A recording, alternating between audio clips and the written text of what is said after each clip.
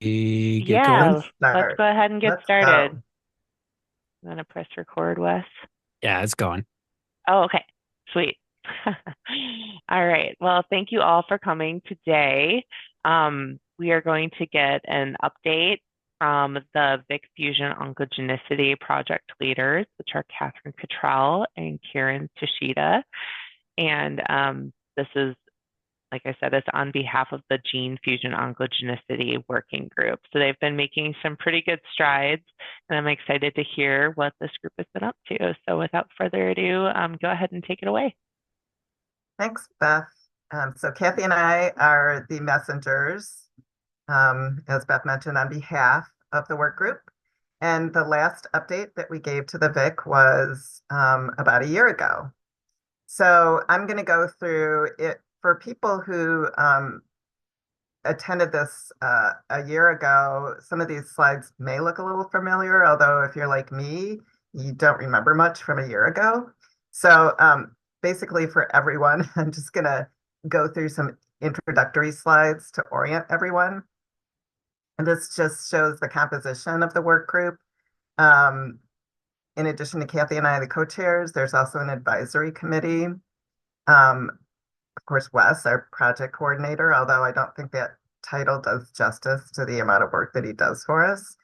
And then the work group members are shown below. And I just wanted to point out that Julie Bridge is now at ARUP, not at ProPath. And I also just wanted to point out that the work group members are from institutions across the United States as well as um, other countries internationally, because the scientific community still recognizes the value of working with our colleagues in other countries.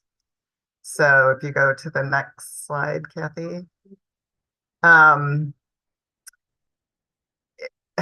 gene detection of gene fusions has somewhat lagged behind the identification of somatic variants in cancer. However, more and more fusion testing is expanding, not just in terms of the size of panels, and also transcriptome and genome level detection of gene fusions, but also more and more labs are doing testing for gene fusions.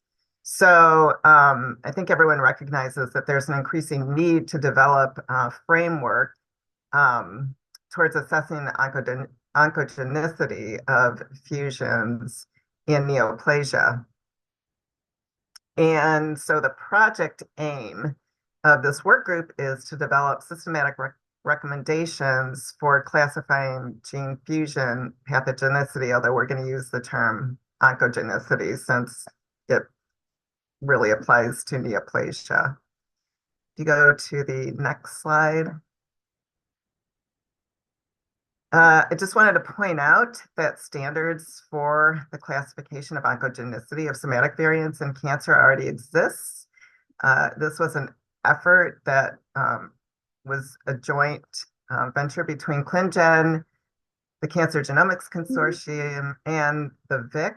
And these standards were published in 2022, although these recommendations specifically did not apply to classification of oncogenicity of gene fusions, because I think everyone recognizes that fusions are considerably different than somatic variants in single genes. So if you go to the next slide, this is to emphasize the scope of this project. There are multiple steps involved in assessing a gene fusion. However, this work group is specifically looking at oncogenicity classification. So in other words, putting a gene fusion into one of the five categories of oncogenic, likely oncogenic, VUS, likely benign or benign. I just wanted to point out that I wanted to distinguish this from the next step, which is interpretation of the clinical significance of a fusion. This is also referred to as tiering. So our work group is not getting into tiering at all. Granted, there may be some overlap, but we are specifically focused on criteria for determining the oncogenicity of gene fusions. So if you go to the next slide, in terms of what our work group wants to deliver to the community, the work that we're doing will culminate in a manuscript that describes community guidelines for determining oncogenicity of gene fusions. And this is going to include collating fusion database resources, which are useful for determining gene fusion oncogenicity. And we're also going to give examples of different fusion events and how they can be used along with the criteria that we're developing. Community outreach, that's what we're doing here today. We definitely want input and feedback from the rest of the community. We don't want these recommendations to be the opinion of just a few people. And I will say that some of the subsequent slides that are going to come are going to be perhaps a little bit difficult to digest on the fly. And so I think the thought is that these slides will be made available to the VICC, and then so that people will have time to look at them and think about them and give input on what we've developed so far. And our work group also has engagement with other professional societies. So Valentina Nardi, who is a work group member, is also our AMP representative. And also multiple members are involved in ClinGen Somatic and the Cancer Genomics Consortium. Next slide. Just some considerations that we thought about up front. Definitions of gene fusions can vary. The VICC definition is shown here at the top, which is the joining of two or more genes that results in a chimeric transcript and or a novel interaction between a rearranged regulatory element with the express product of a partner. In other words, regulatory fusions, such as those that you see with immunoglobulin loci. The somatic variant oncogenicity publication that was shown in a previous slide, the definition that they came up with is shown here. So they defined variant oncogenicity as the pathogenicity of the variant in the context of neoplastic disease. And they specifically categorize somatic variants for their potential to confer growth and survival advantages in tumor cells. The definition of gene fusion oncogenicity that our work group came up with is a gene fusion which is contributory to development, initiation, and or survival advantage in the setting of neoplasia. And this can apply to either chimeric gene fusions, regulatory rearrangements, and initially we didn't include structural variants that disrupt tumor suppressors, although based on feedback that we got from the last update that we gave to the VICC, we decided to include this category, even though it doesn't strictly fit with the VICC definition of a gene fusion. It was still felt that it's necessary that this category be included in recommendations.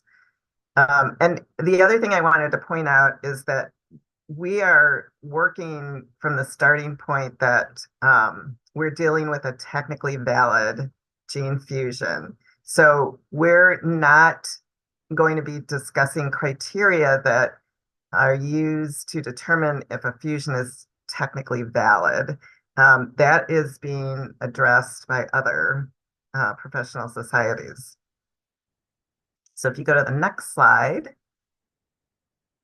Just to discuss some progress that we've made so far on this. Um, One of the things that we did to help inform the criteria that we're developing is we collected a bunch of novel gene fusions and had each work group member work through some of these to get a feel for what people's typical curation process is. And there were obviously common themes that fell out of that in terms of what people look at.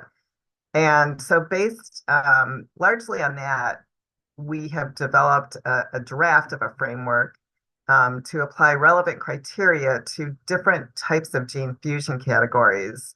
And the figure below is also from that previously published somatic variant oncogenicity paper. And we are going to, as much as possible, try to align what we come up with, what has been done here. So their oncogenicity or classification is point-based, and we are going to attempt to also assign points to different criteria.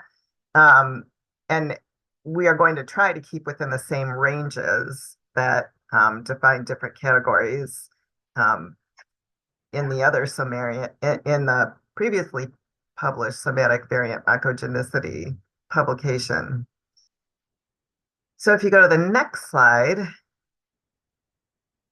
this is the basic outline of the framework that we've come up with so far. So we have come to think of gene fusions in 4 different buckets or categories.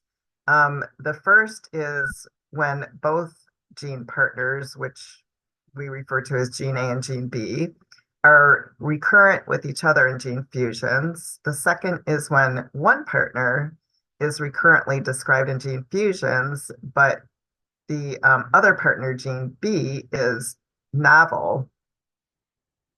The third category is when both gene A and gene B are recurrently involved in gene fusions, but not with each other.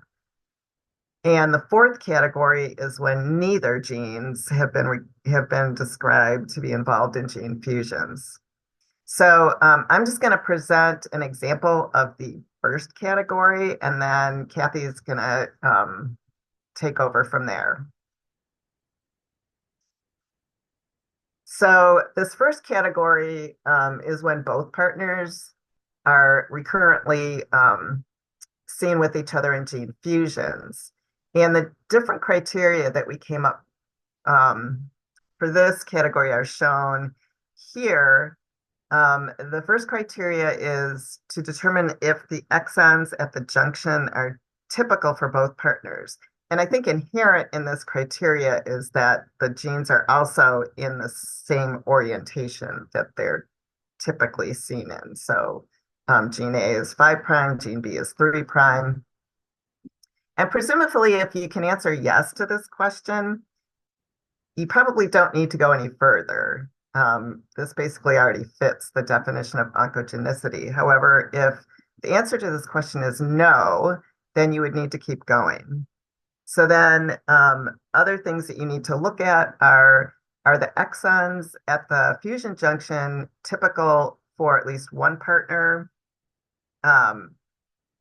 And this could be either yes or no. And regardless of the answer, you're probably going to need to keep going. But our thought was that you would assign more points to a yes answer than a no answer, although we haven't gotten down to the granularity of points yet.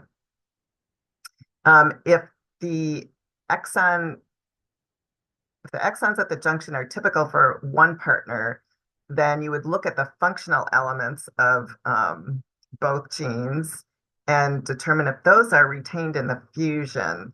And we use the term functional elements because we also, in addition to including protein coding domains, we also wanted to include regulatory elements such as enhancers and promoters in this so that we could also encompass those regulatory fusions. And then you would look at reading frame and whether it's predicted to be consistent with what's known for the recurrent fusion.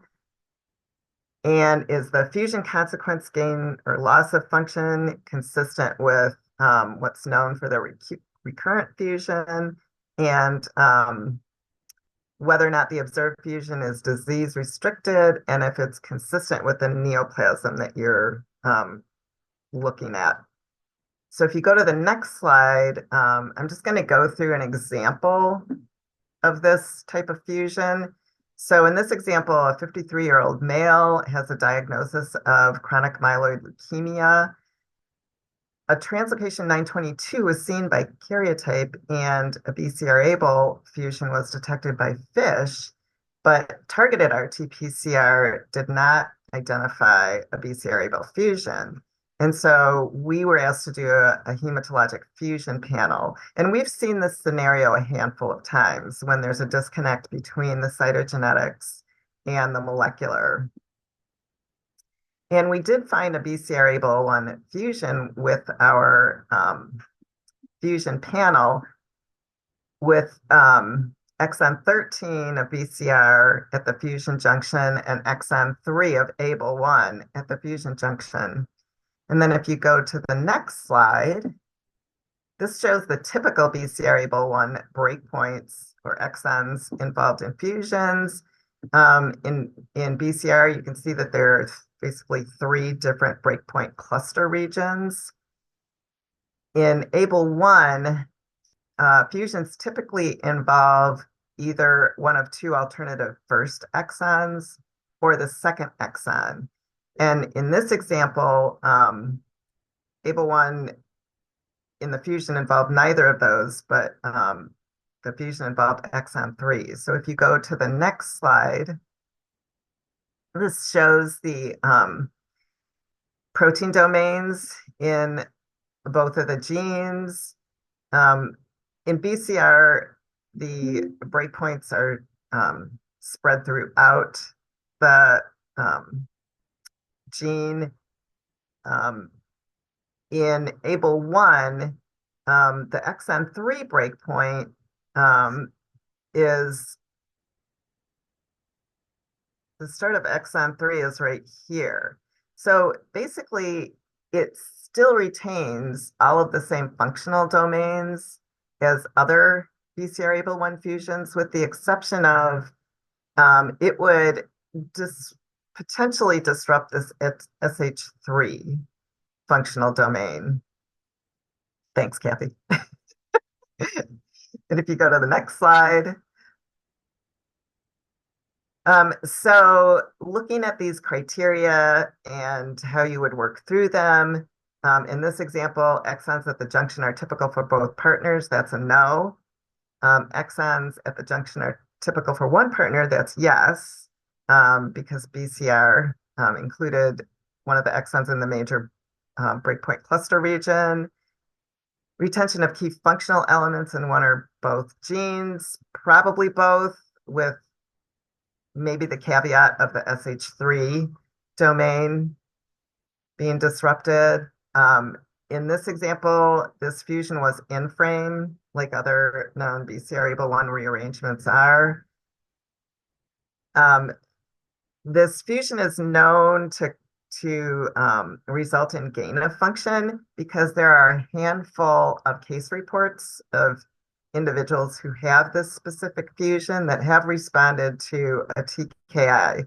Now, there's also some evidence that if you don't have exon 2 in that fusion, they may be resistant to certain TKIs, but there is evidence that this specific fusion is responsible to at least some TKIs. And then there is one publication where a very large number of individuals with CML, more than 34,000, their fusions were characterized. And highlighted in the table is the specific fusion in this example with breakpoints in exon 13 of BCR and exon 3 of ABL1. And it is recurrent. It has been seen in 0.17% of individuals with CML. So presumably you would collect enough points going through this that this fusion would classify out as oncogenic. So I'm going to turn it over to Cathy from here. Thank you, Karen. So Karen showed a great first example of how we would apply criteria for category 1. And this is certainly a work in progress. We've had a lot of discussions with our work group over the past, year and a half or so, really trying to think about what data or what fusion attributes would really be important for consideration. I think these guidelines will most frequently be used if there's a novel or atypical fusion. Not often likely would use this for some of the most typical events, like a common BCR-ABL or a Kia BRAF, for instance. But we do, of course, want to make sure that the guidelines that we present are valid and would indeed work with those very well-known, very well-characterized fusion events. And so you'll see as we work through category 2 and then present 3 and 4, some of the criteria are the same and build on one another. And then as there's less and less known about the fusion of interest, trying to take into consideration other pieces of evidence that may help guide oncogenicity. So for category 2, this is one partner, gene A here is recurrently described in gene fusions, but your other partner, gene B, is not. And so how best to characterize that so we can better understand oncogenicity of this fusion event. So in working through this, gene A is known to have multiple partner genes, yes or no. We think again about the junctions. Are those typical, yes or no? And then in consideration, similar to category 1, about those functional elements. So are there key domains, regulatory elements that would be important in gene A and partner? Thinking again about the reading frames, the one of your partners is very typical, right? And so are these more often in frame versus out of frame, loss of function events that gets into this point as well about that functional consequence. Functional evidence is something that comes into play as well. At times that may be less well described for fusion events than it is for other things like single nucleotide variants and whatnot. But if that evidence is available, it can help provide some evidence that may help support oncogenicity. We're still working through some of the language surrounding these, but we definitely want to be able to consider the neoplastic context of these fusion events and if it would be seen, broadly across hematologic malignancy, solid tumor CNS. Is it typically restricted and disease defining for a certain entity? So, we welcome community feedback about that as well. And then thinking about biologic functions. So if you have, again, that novel partner, if there's similarity in the biologic function of that partner to other partners that have been described in the setting of gene fusions with gene A. So let's walk through an example here. This was a 36-year-old male. Indication for testing was elevated white cell count in the peripheral blood. The differential diagnosis was B, acute lymphocytic leukemia. There was also a Philadelphia-like gene expression profile.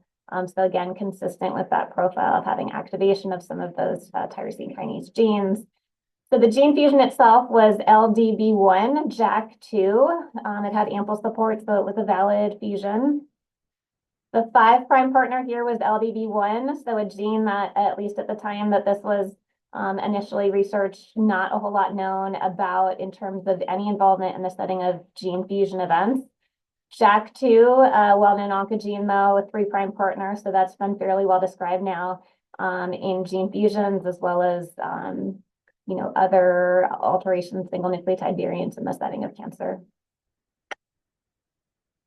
So gene A is JAK2 here. So it is known to have multiple partner genes, yes, and it's a well-known partner.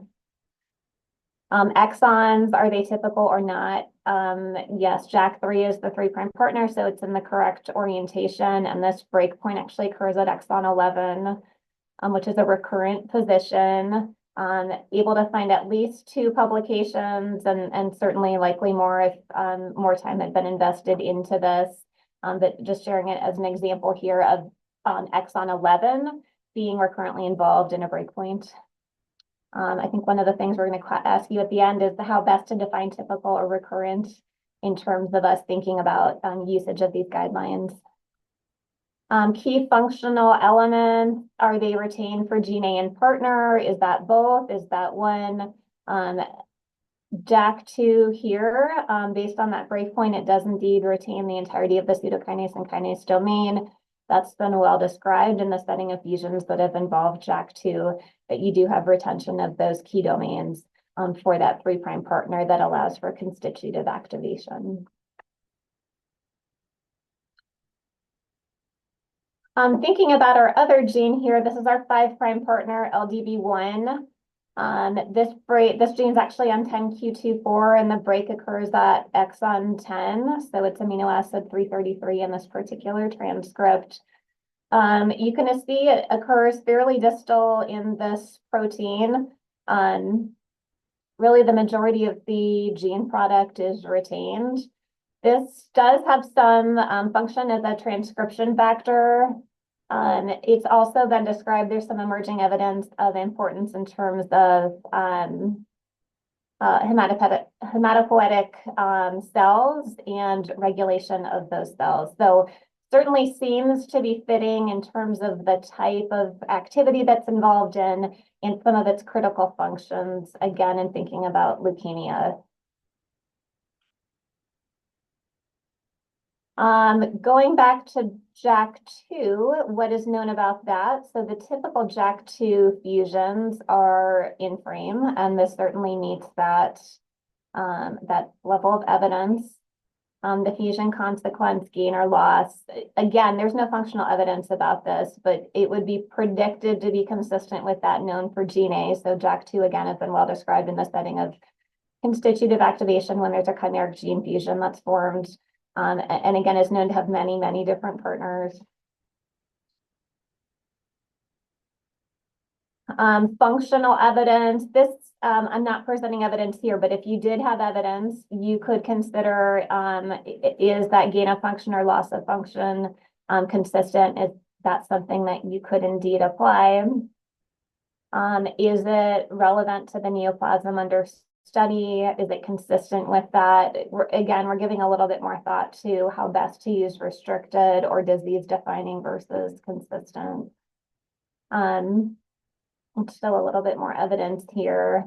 When we think about the neoplasms under study that have been historically described with JAK2, B cell ALL, T cell ALL, there have been some cutaneous lymphomas that have been described. So certainly JAK2 fusions are of the type that have been well represented and documented.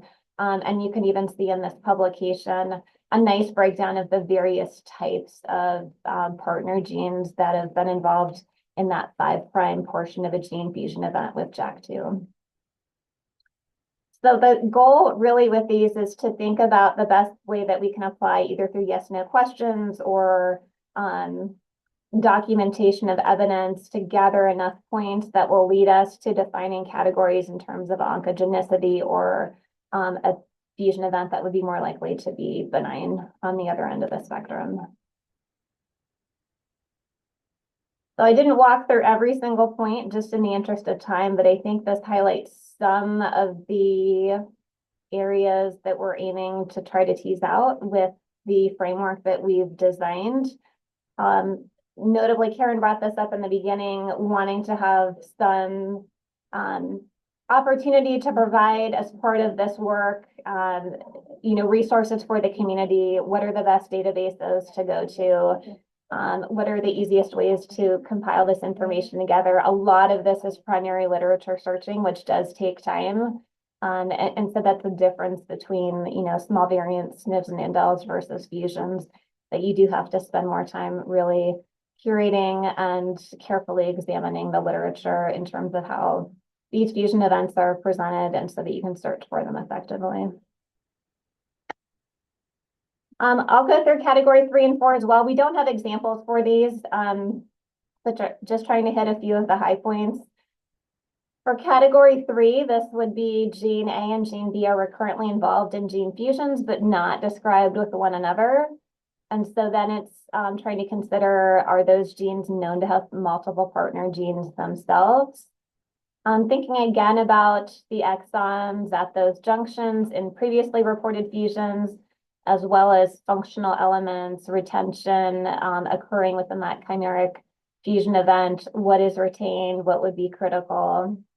Again, as you're curating literature and other resources for this, thinking again about that reading frame, and is it consistent with what's been previously described for fusions of gene A or gene B? Thinking about that fusion consequence, whether it's gain or loss of function. Thinking about whether fusions involved in gene A or gene B have been documented in neoplasia. And if they've been documented in neoplasia under the specific neoplasm context that's under study. Also thinking about, is there any functional evidence that supports that predicted fusion consequence? Again, this is probably going to be difficult, but something that you could delve into if there is indeed any evidence. And then we had also thought about the genes occurring in proximity to one another and potential read-through events. But again, going back to Karen's original point, these are all thought to be valid fusions going into this framework. And then category 4 is, I think, where one would have to do potentially the most digging. So neither gene A nor gene B has been recurrently described in gene fusion events. And so then you're taking a step backward and thinking about what is the basic concept and biologic function of those genes in an endogenous setting. So do these genes have a known and documented cancer association function? For instance, are they described as oncogenes or tumor suppressors? And there are, we have ideas in terms of databases that one could go to help define this criteria. Thinking about the gene products themselves, are key functional domains retained? Again, getting back to reading frame and thinking about if it's consistent with the known cancer function. So again, are these oncogenes or tumor suppressors? Thinking about that biologic pathway or function for those gene products. Is there similarity with known oncogenic fusion events? Again, thinking about proximity to one another in a genome, could they be a read-through event? And then also considering, have cancer-associated variants been previously described in these genes?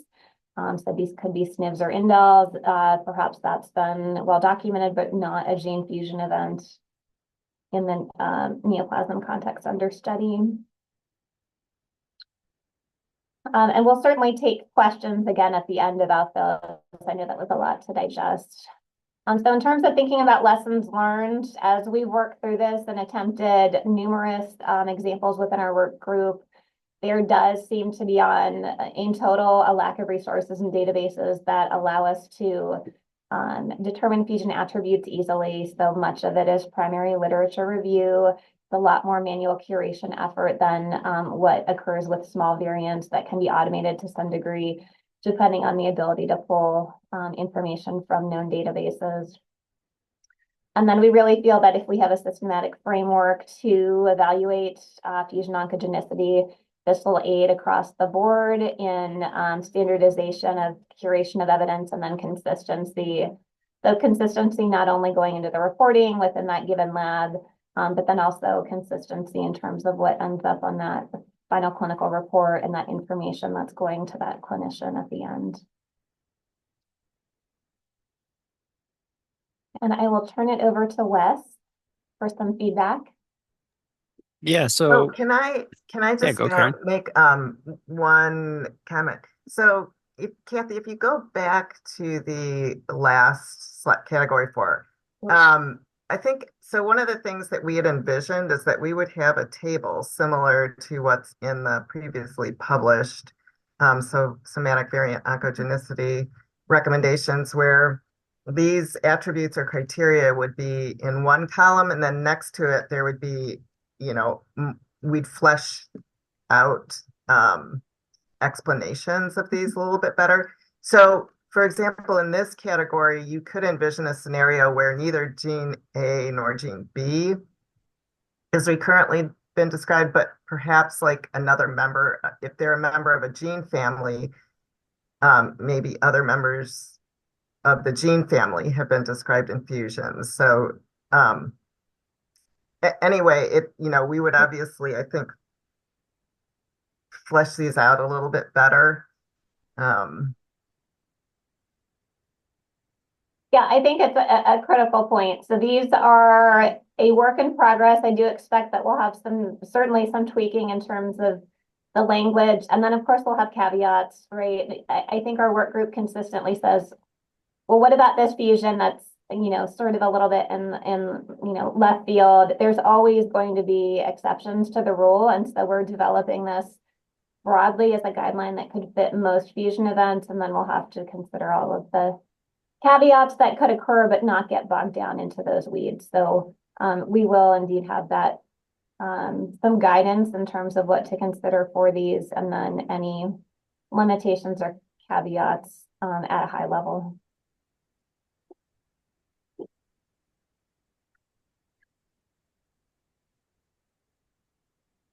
Yeah, so I think obviously we want to open it up to all comments and questions.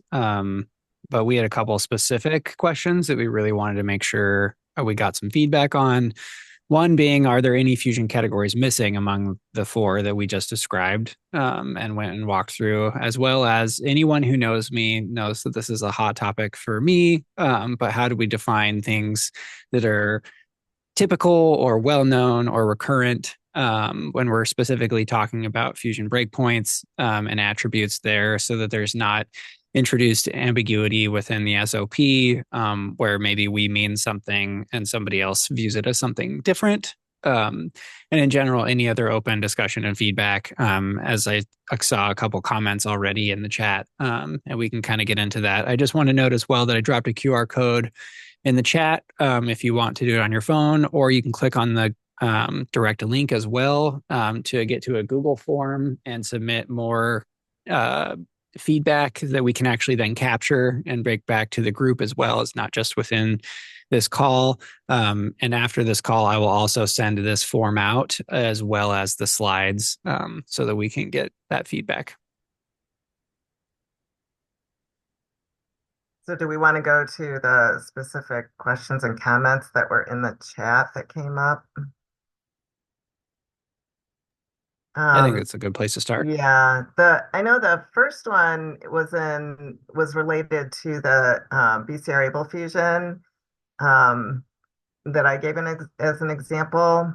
A3 variants likely account for about 0.5% of all CML-associated fusions.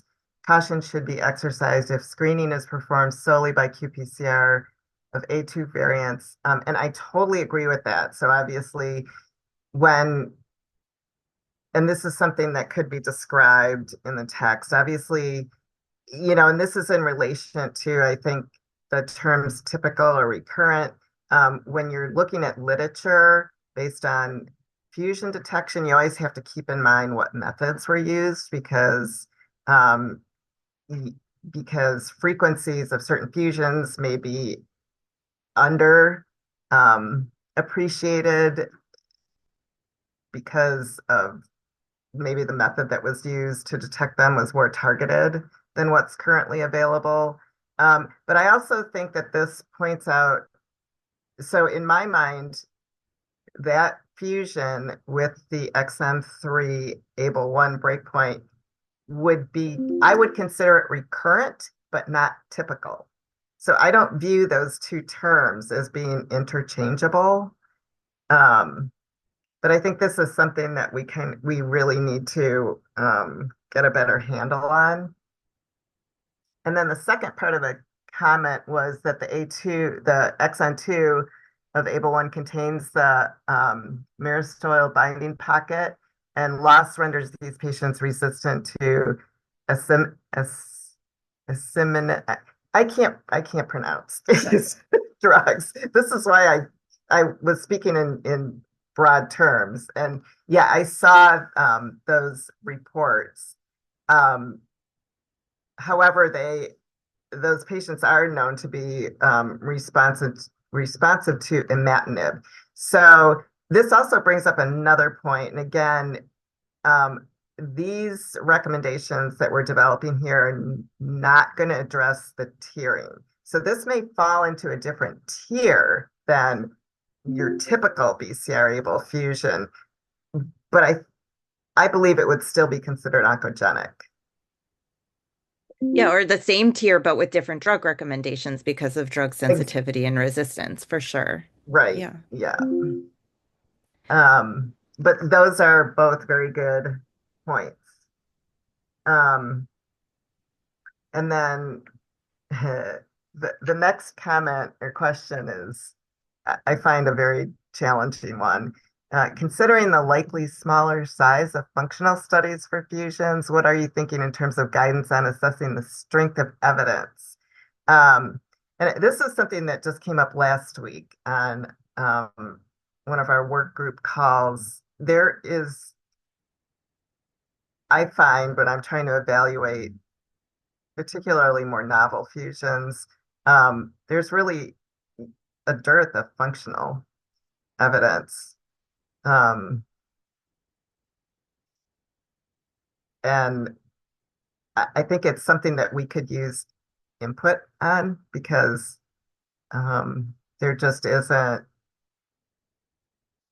unless it's I'm going to use the term well-known, just one of Wes's favorite. But unless it's a well-known, very common fusion, you're typically not going to find functional studies. So there is not a whole lot to go on. And I think, George, that's a great point. One of the things we specifically did not include in here because I think we're still mulling it, but then we didn't want people to get distracted by it was points or values. We actually took those out. I do think functional evidence would probably be a lower, more supporting level of evidence, just because you don't want to exclude oncogenicity on something given the limitations and how the paucity of data surrounding those. But it could be something like if there were, at least 2 independent types of functional studies that were supportive of that gene fusion event that could lend additional evidence than a single standalone report. I mean, the other thing getting down into this, you have obviously your very well-known recurrent fusions for which there would be ample functional data. But in thinking about like a category 2, like I described, it may be that there's just a single report in the literature. There's not a whole lot to go off of. So we're not wanting to overly value that particular criterion. There are a number of hands raised. Wes, do you want to moderate the? Yeah, Gordana, you were up first. So actually what I wanted to add, Cathy and Karen already covered, but it's about functional studies. So obviously, if you are evaluating a novel fusion, there will be no functional studies, but definition available if it's something you've seen it for the first time. So functional studies will come into play, as Karen said, and Cathy, that when you're trying to reach that threshold of what's established fusion, right? To answer Wes's question, what do we call established, so that we don't have to go through all the steps of evaluation of oncogenicity. So just a point that you already made, Cathy and Karen, and to second that there is a lack of functional studies that are rare for fusions. And very brief point, is so timely. I love the project. I think it's so timely because my understanding is that new version of these AMP guidelines for clinical significance will introduce oncogenic category. And while we have our standards for oncogenicity for sequence variants, we need this to help us with calling properly classifying fusions into this oncogenic category. So great timely project. Thanks, Gordana. I think Cheryl, you were next. So thank you. I really like the way you laid it out with all of the individual pieces. And I think by having those pieces individually to be able to score things is going to really help with, some of the categories having more weight than others. One thing I wanted to bring up was in terms of weight is the category of reading frame, because I think it really depends heavily on how they're detected.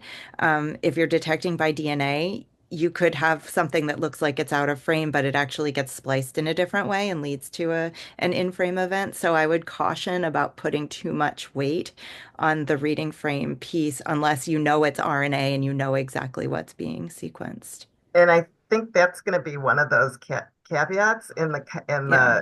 the adjacent column, that you have to interpret fusions detected by DNA with caution, because you don't actually know Right. what exons are at the junction. Exactly. And I think, it becomes a very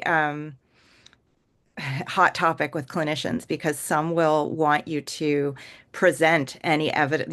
If you have an EML4 ALK fusion that looks like it's out of frame, but it's, approximately the right things and has the kinase domain, they're going to want you to call that as oncogenic so that they can prescribe something, as opposed to being on the conservative side and saying, no, no, it's out of frame. You can't treat this. So I think it's worth a decent amount of discussion of the reading That frame. would actually be a great example to work through the criteria with and Hmm. see.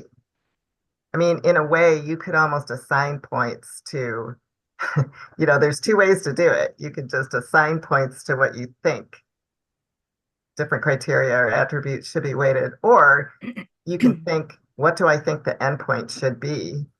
And Yeah. make the point come out that way. Yeah, Really, I yeah, mean, absolutely. Absolutely. I so mean, that I would be think an you interesting yeah. one to work through. Hmm. Hmm. I mean, even similarly with when you get into novel fusions with common partners and you start looking at reading, it gets really complicated with the reading frame because you could end up having just the promoter that's driving some. I mean, who knows? There's so many variations. Thank you. Thanks, Cheryl. George? Thank you. Well, thank you very much for the presentation and for tackling this complex subject. We've been trying and withholding tackling it as part of some work we're doing here in the UK. But I had a couple of questions. I'm sorry if I missed some in parts of the presentation because I had to go forward and backward, something else. Um, Regarding the technology used in detecting the fusion and the definition of it, so including DNA, RNA based, as we just alluded to, are you assigning different um, levels of evidence, strength of the fusion defined by these methods? Are you taking into consideration any tumor phenotype evidence, such as, for example, IHC, protein expression, and so on, that may or may not fit with the um, presentation of the element? And the third one, which is always was one that I struggled with when we're working on the UK guidance, is your prior risk that you're starting with, considering how very rare and specific these fusions on in order to reach your level of oncogenicity. I think this needs to be different from what we're working with SMVs. Um, and so that may have an impact on the level of evidence and the strength of evidence that you use for various things. So I wondered if you considered some of these things. It's Yeah, sorry for the number of questions, but it's very I exciting and can very I can I can speak to one of those. So your comment about other evidence such as IHC and stuff like that, we have discussed in a fair amount of detail the trying to ascribe supporting evidence to what we were calling supporting evidence to fusion oncogenicity, which would include other related um, results of other related tests, such as IHC and so forth. I think it needs to be in there. I'm not sure exactly where. I'm not sure. So I don't think we've really figured out how to incorporate that into the attributes yet, or how much strength to assign. I mean, it could almost go under functional. We did talk about Yeah. this a lot, but I think it's a great point. We also considered sometimes you have no information, but it does lend additional evidence when you have IHC or other, data of that sort. It's a great point. And then I know you had a couple of other questions or points to consider in there. Can you remind us what those were? Yeah, so one of them is the prior risk. So a lot of the levels of strength of evidence that we're using stem from the original ACMG 2015 guidance for germline variants or constitutional variants. And a lot of it are based on assumptions of what is your prior risk of having a pathogenic variant in a specific case and so on. And a lot of what we built on, whether in inherited rare or cancer inherited or somatic SMVs in cancer, or seems to be still building on the same prior risk, and so the same Bayesian model of the different levels of strength and that you give to each point in order to reach oncogenicity. But fusions sit in a very different position in terms of how rare the events are and how specific the events can be. And so I wondered whether you have considered anything about the prior risk in order to influence the level of evidence that you need to reach an oncogenicity level. So I think one of the things that I've thought about is that I always think about when I'm evaluating a novel fusion is because here in our lab, we do a lot of molecular characterization initiative testing, and we often have methylation array results and whole exome results. So I'm always thinking, is there another already known driver in this? However, we've also talked about sometimes, neoplasms aren't limited to just one driver.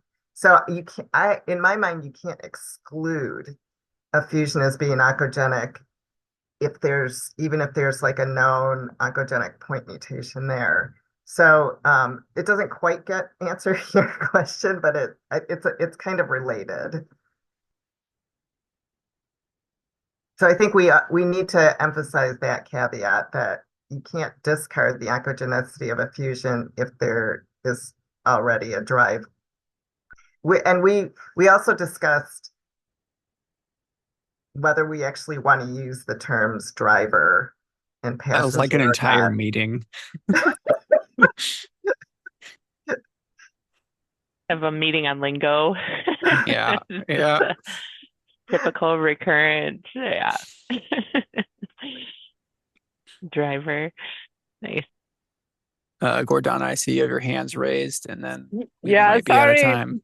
Yes, very briefly, fantastic points that inspired me to mention again. So, what was mentioned, IHC methylation arrays, that could be considered like functional studies that are available to us in a clinical setting as a supporting evidence. We are not done with functional studies discussion, right? That's another whole category we can consider.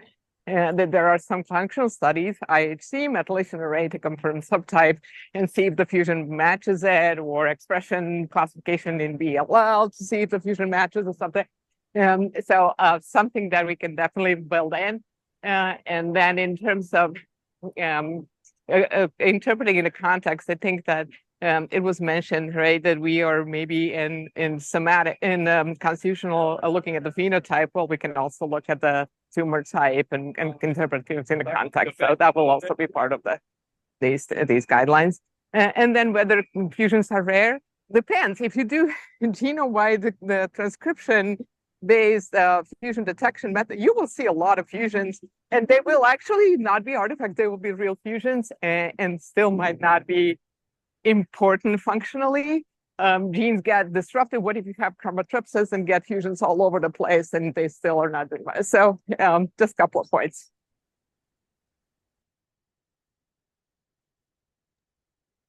Thanks, Gordana. I think this has been incredibly helpful for us. Again, please submit feedback on the Google form, share with your colleagues as well who do fusion work. We would love to get that community feedback. And Beth, to your point, like if you want to test it out, please do, and then provide us feedback on how it's kind of going so far. Like Cathy said, we still have quite a bit of ways to figure out the points, but I think we're getting to a point where we're pretty close to happy with a lot of at least like the criteria itself and kind of the workflow. So would love to continue to get feedback from this community. Thank you so much, Cathy and Karen, for presenting today and for all the feedback. Beth, you want to say anything else? Yeah, I just wanted to say that this is some really awesome work. I think it's going to really standardize a lot of processes along the way, and a lot of the questions that were asked in that yes/no format. I think that most people who look at fusions probably think about those things, but don't think about it in that structure. So it's going to be really helpful. So thank you for all you do for this community. Awesome. Thanks all. We hope you have a wonderful day. Thank you.